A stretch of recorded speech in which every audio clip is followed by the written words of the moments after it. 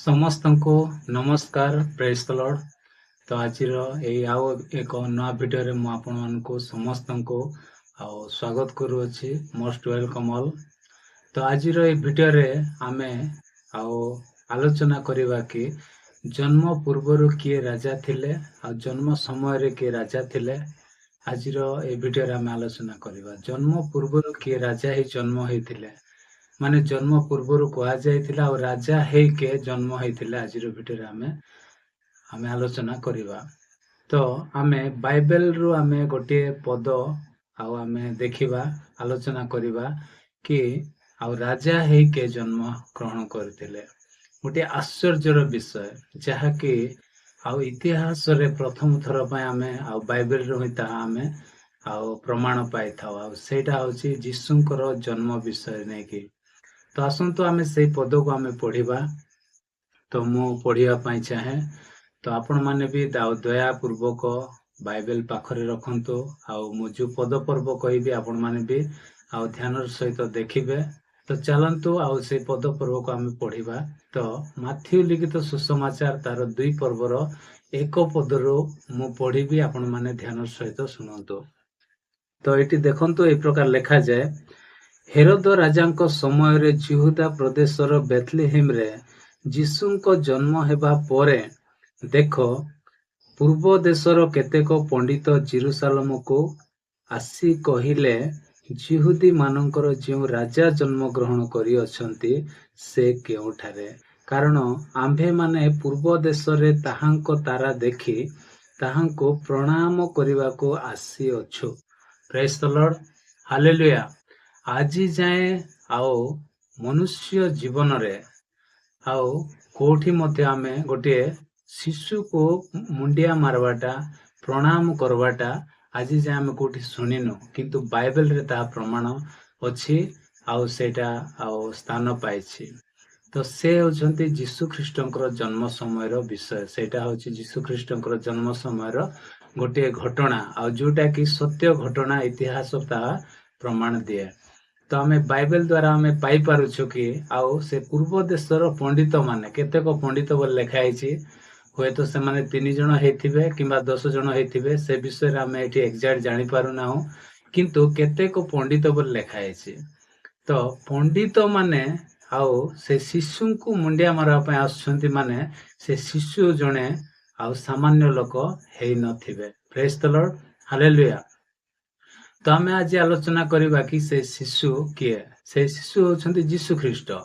ଆମେ ଯେତେବେଳେ ଏବେ ଆମେ ଦେଖନ୍ତୁ, ଏଠି ମୁଁ ପଢୁଛି, ତାର ପ୍ରଥମ ଅଂଶରେ ଏଠି ପ୍ରମାଣ ମିଳିଯାଉଛି କାହାକୁ ସେମାନେ ମୁଣ୍ଡିଆ ମାରିବା ପାଇଁ ଆସୁଥିଲେ। ଏଠି ଦେଖନ୍ତୁ ଲେଖା ହେଇଛି କଣ, ହେରୋଦ ରାଜାଙ୍କ ସମୟରେ ଜିହୁଦା ପ୍ରଦେଶର ବେଥଲେହେମରେ ଯୀଶୁଙ୍କ ଜନ୍ମ ହେବା ପରେ। ହାଲେଲୁୟା।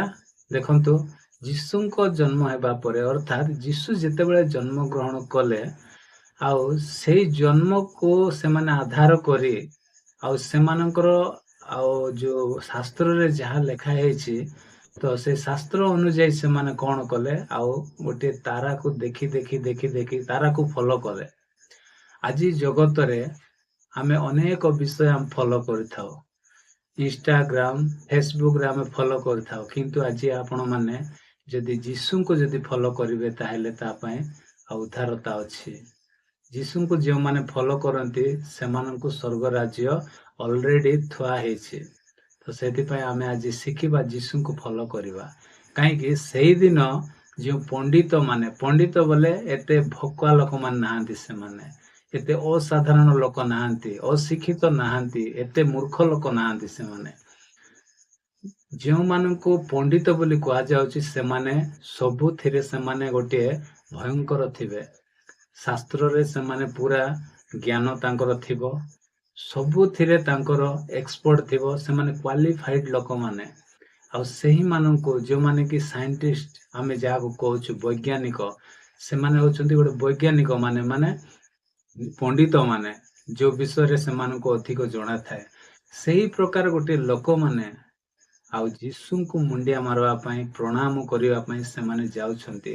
ମାନେ ଏଇଠି ଆପଣ ମାନେ ଆଲୋଚନା କରନ୍ତୁ, ନିଜେ ଆପଣ ମାନେ ଭାବନ୍ତୁ କି ଯୀଶୁ ଗୋଟେ ସାମାନ୍ୟ ଲୋକ ନଥିଲେ, ସେ ଯେତେବେଳେ ମନୁଷ୍ୟ ରୂପରେ ଜନ୍ମ ହେଲେ ସତ, କିନ୍ତୁ ସେ ସମ୍ପୂର୍ଣ୍ଣ ମନୁଷ୍ୟ, କିନ୍ତୁ ସେ ପରମେଶ୍ୱର ମଧ୍ୟ। ପ୍ରେଜ୍ ଦ ଲର୍ଡ, ହାଲେଲୁୟା। ତ ସେଥିପାଇଁ ଏତେ ସାମାନ୍ୟ ସେ ନୁହନ୍ତି। ସେଥିପାଇଁ ସେମାନେ କଣ କଲେ ନା ମୁଣ୍ଡିଆ ମାରିବା ପାଇଁ ଆସିକି ସେଇ ଦେଶର ରାଜାଙ୍କୁ ଯାଇକି କହୁଛନ୍ତି। ଅନ୍ୟ ଲୋକଙ୍କୁ ହେଲେ ଆଉ ଅଲଗା କଥା ହେଇଥାନ୍ତା, କିନ୍ତୁ ସେଇ ଦେଶରେ ଯୋଉ ହେରୋଦ ରାଜା ଥିଲା, ସେଇ ସମୟରେ ଯୀଶୁଙ୍କର ଜନ୍ମ ଯେତେବେଳେ ହେଲା ବେଥଲେହେମରେ ହେଲା, ଆମେ ସମସ୍ତେ ଜାଣିଛୁ। ସେଇ ସମୟରେ ଯେତେବେଳେ ବେଥଲେହେମରେ ଜନ୍ମ ହେଲା, ସେଇ ଆଉ ସେଇ ଏରିଆ ପାଇଁ ଦେଖିବା ପାଇଁ ଗୋଟେ ରାଜା ଥିଲା, ଆଉ ତାର ନାମ ହଉଛି ହେରୋଦ। ଆଉ ସେ ହେରୋଦ ରାଜାକୁ ଯାଇକି ସେ ପଣ୍ଡିତ ମାନେ ଯାଇକରି କହୁଛନ୍ତି କଣ ନା ଜିହୁଦୀ ମାନଙ୍କର ରାଜା ଜନ୍ମ ଗ୍ରହଣ କରିଅଛନ୍ତି, ସେ କେଉଁଠାରେ ବୋଲି ସେ ରାଜାଙ୍କୁ ପଚାରୁଛନ୍ତି। ଯୋଉ ରାଜାକୁ ତାକୁ ମଧ୍ୟ ଜଣା ନାହିଁ କି ରାଜା ଗୋଟେ ଜନ୍ମ ଗ୍ରହଣ କରିଅଛନ୍ତି। ଆରେ ମୁଁ ତ ରାଜା, ମୁଁ ଗୋଟେ ଏଇ ଏରିଆର ମାନେ ଏ ପୁରା ଆଉ ଏଇ ଦେଶର ମୁଁ ଗୋଟେ ରାଜା, ମୁଁ କେମିତି ଜାଣିପାରିଲି ନାହିଁ କୋଉଠି ଜନ୍ମ କିଏ ହଉଛି ନ ହଉଛି। କିନ୍ତୁ ମୁଁ ତ ଗୋଟେ ରାଜା ଅଛି, ମୁଁ ଥାଉ ଥାଉ ଆହୁରି ଗୋଟେ ରାଜା କିଏ ଜନ୍ମ ଗ୍ରହଣ କଲା ବୋଲି ସେ ଚମକି ପଡୁଛି, ଉଦ୍ବିଗ୍ନ ହେଇଯାଉଛି। ସେଇଟା ହଉଛି ଆଶ୍ଚର୍ଯ୍ୟର ବିଷୟ।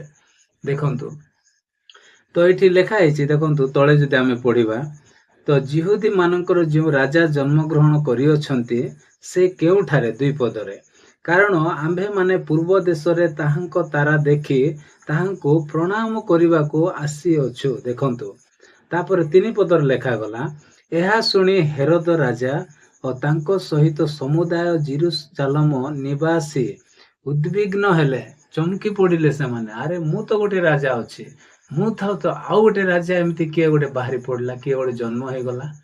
ଆଶ୍ଚର୍ଯ୍ୟର କଥା କଣ, ମାନେ ଯିଏ ବି ଆଉ ଜଣେ ରାଜା ହେବା ପାଇଁ ତାକୁ କ୍ୱାଲିଫାଇଡ ଦରକାର।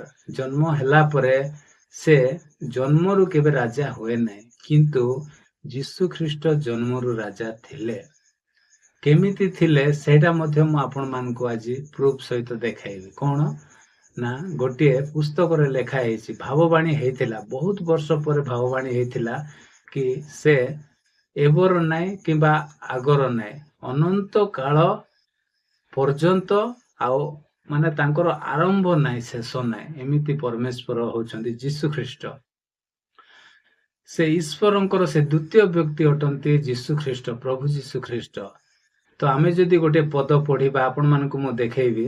ସେଇ ପଦଟା ହଉଛି ଜିସାୟ ପୁସ୍ତକ ତାର 9 ପର୍ବର 6 ପଦରେ ଆମେ ଆଉ ପଢିବା। ତ ମୁଁ ଆଉ ପଢିବା ପାଇଁ ଚାହେଁ, ଆପଣମାନେ ବି ବାଇବେଲ ଖୋଲନ୍ତୁ, ଜିସାୟ 9 ପର୍ବ ତାର 6 ପଦ। ଏଠି ଦେଖନ୍ତୁ, ଏଠି ଗୋଟେ ବିଷୟ ଲେଖା ହେଇଛି, ମୁଁ ସେଇ ପଦଟା କାଢି ଆପଣମାନଙ୍କୁ ଆଉ ଦେଖେଇ ଦଉଛି। ଦେଖନ୍ତୁ, ଏଠି এই ପ୍ରକାର ଲେଖାଯାଏ କି କାରଣ ଆମ୍ଭମାନଙ୍କ ନିମନ୍ତେ ଏକ ବାଳକ ଜନ୍ମି ଅଛନ୍ତି। ଦେଖନ୍ତୁ, ଆମ୍ଭମାନଙ୍କ ନିମନ୍ତେ ଏକ ବାଳକ ଜନ୍ମି ଅଛନ୍ତି, ଆମ୍ଭମାନଙ୍କୁ ଏକ ପୁତ୍ର ଦତ୍ତ ହୋଇଅଛନ୍ତି, ଯୀଶୁଙ୍କୁ କୁହାହଉଛି, ଓ ତାହାଙ୍କ ସ୍କନ୍ଧରେ କର୍ତ୍ତୃତ୍ୱ ଭାର ଥୁଆଯିବ। ଜଗତର ପ୍ରତ୍ୟେକ ପାପର ଭାର ଯୀଶୁଙ୍କ ଉପରେ ଥୁଆ ହବ, ଆଉ ସେ ନିଜେ କଣ ହେବେ, ଆଉ ଆମ ପାଇଁ ସେ ପାପୀ ସଦୃଶ୍ୟ ହେଇକରି ସେ କଣ ହେବେ, ପାପୀ ସଦୃଶ୍ୟ ହେବେ। ତ ଏଠି ଲେଖା ହଉଛି, ତାପରେ ଦେଖନ୍ତୁ, ଏଠି ସ୍କନ୍ଧରେ କର୍ତ୍ତୃତ୍ୱ ଭାର ଥୁଆଯିବ, ପୁଣି ତାହାଙ୍କର ନାମ, ଦେଖନ୍ତୁ ଯୀଶୁଙ୍କର ନାମ କଣ ଆଜି ଆମେ ଏଠି ଜାଣିପାରିବା।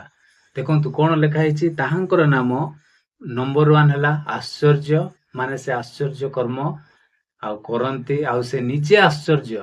ଯିଏ ନିଜେ ଆଶ୍ଚର୍ଯ୍ୟ, ସେ କାହିଁକି ଆଶ୍ଚର୍ଯ୍ୟ କରିବେ ନାହିଁ। ପ୍ରେଜ୍ ଦ ଲର୍ଡ, ହାଲେଲୁୟା।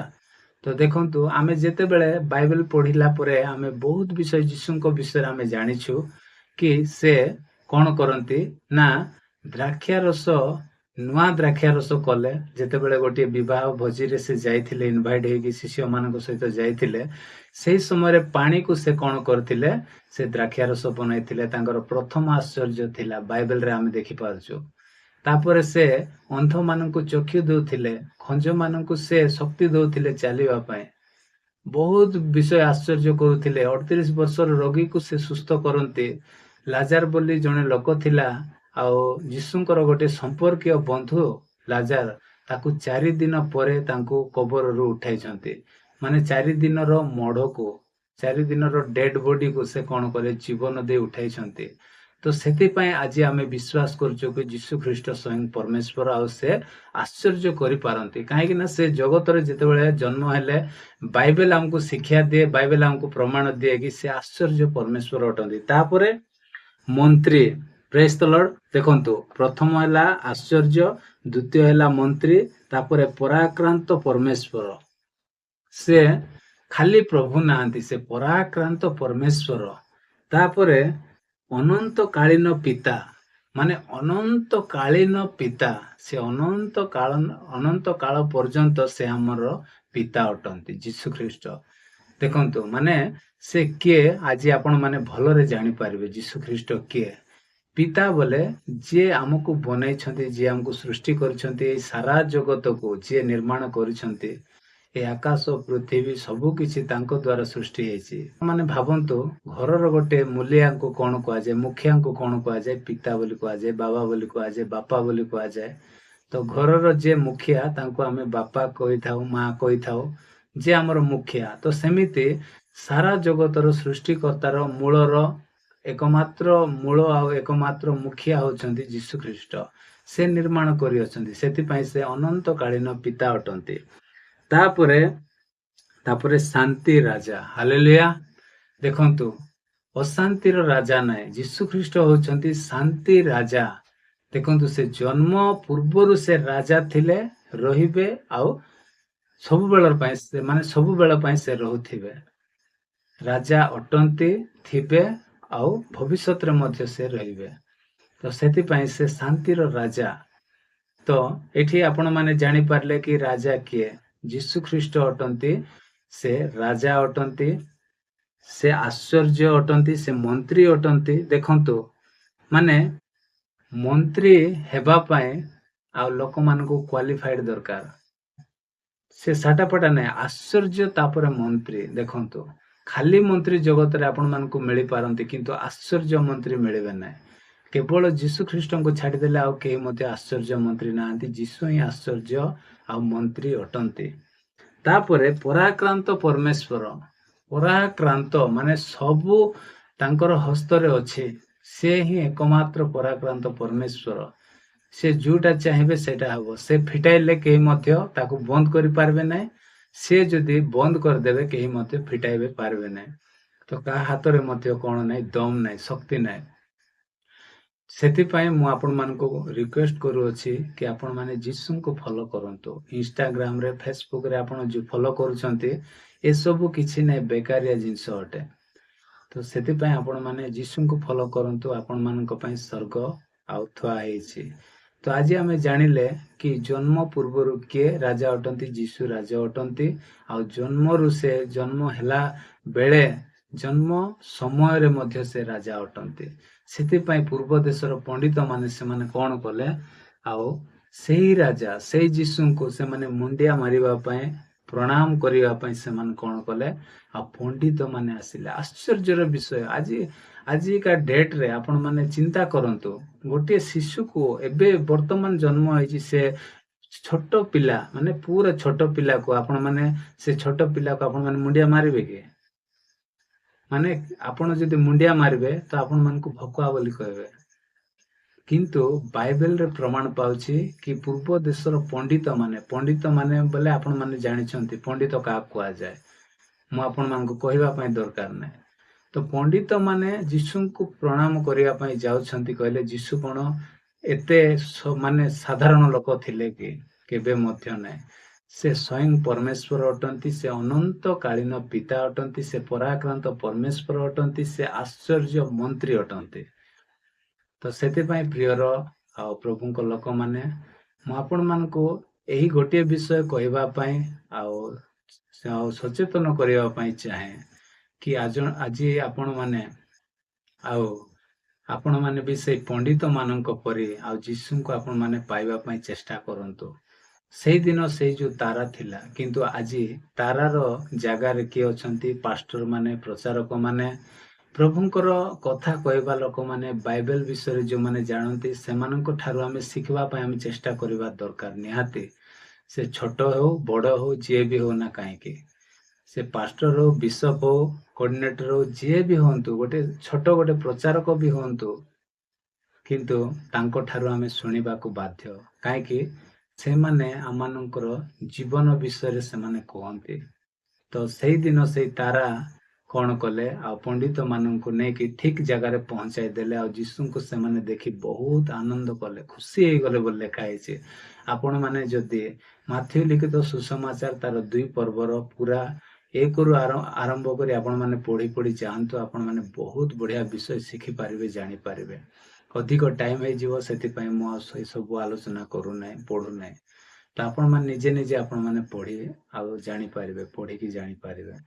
ତ ସେଥିପାଇଁ ଆଜି ଆପଣ ମାନେ ଯୀଶୁଙ୍କୁ ଫଲୋ କରନ୍ତୁ, କାରଣ ସେ ହିଁ ଜନ୍ମରୁ ରାଜା ଅଟନ୍ତି, ଆଉ ସେ ରହିବେ, ଆହୁରି ଭବିଷ୍ୟତରେ ମଧ୍ୟ ସେ ରହିବେ, ଆଉ ସବୁବେଳ ପାଇଁ ସେ ହିଁ ଆପଣ ମାନଙ୍କର ପିତା, ସେ ହିଁ ଆପଣ ମାନଙ୍କର ଆଉ ସୃଷ୍ଟିକର୍ତ୍ତା ପରମେଶ୍ୱର ଅଟନ୍ତି। ଯୀଶୁଙ୍କୁ ବିଶ୍ୱାସ କରନ୍ତୁ ଆପଣ ମାନେ, ଆଉ ପାପରୁ ଉଦ୍ଧାର ପାଇବେ, ପାପରୁ ମୁକ୍ତି ପାଇବେ, ପାପରୁ ପୁଣ୍ୟ ପାଇବେ। କିନ୍ତୁ ଅଲଗା ଲୋକ ଆପଣ ମାନଙ୍କୁ କେହି ମଧ୍ୟ ପୁଣ୍ୟ ଦେଇପାରିବେ ନାହିଁ, କେହି ମଧ୍ୟ ଉଦ୍ଧାର ଦେଇପାରିବେ ନାହିଁ।